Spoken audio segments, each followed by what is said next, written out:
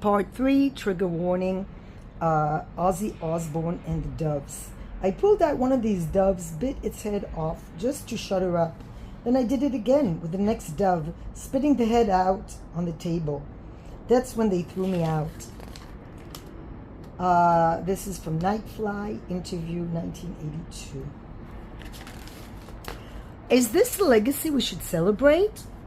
Is this the kind of legacy Jewish group on Facebook should celebrate? Is this the kind of legacy anyone should celebrate who's not a monster? I don't think so. And let me connect it to what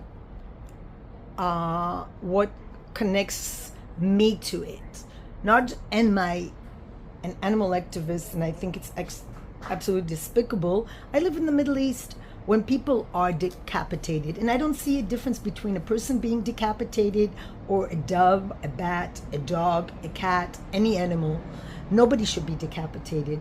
Not only is it tremendously painful, it's satanic and disgusting. And this is what's been happening to Druze. So let me tie it up with the current state of the Middle East, where almost 1,000, well, actually over 1,000 Druze have been murdered, decapitated, yes. The skulls left in front of their homes, thrown out of balconies and shot, raped, children raped. And this is the kind of violence Black Sabbath celebrated. So don't go giving him a tribute as a friend of the Jews because his wife, Sharon, is a daughter of a Holocaust survivor.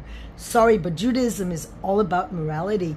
It's about being the only country in the world to help the Druze people, the only country to actually try to prevent it, the only country in the world that sends medical help to the Druze people in Syria that are being currently under a real threat of genocide because they are an ethnic minority, unlike the 2 billion Muslims that claim to be under the threat of genocide, that are actually they're actually committing genocide on Jews, Druze, Christians, or any other ethnic minority in the Middle East. And yes, it's connected to this satanic group, to this Ozzie Osbourne cult, and he was very popular. So just because you're popular doesn't mean that you are okay. And just because people write free fucking Palestine on every freaking post of Israelis or of fallen soldiers or any other anything to do with Jews doesn't make it all right. It's not free, and there's nothing good and kind and moral about Palestinians. Quite the contrary. They're a satanic movement, and people who decapitate, rape, molest, and kidnap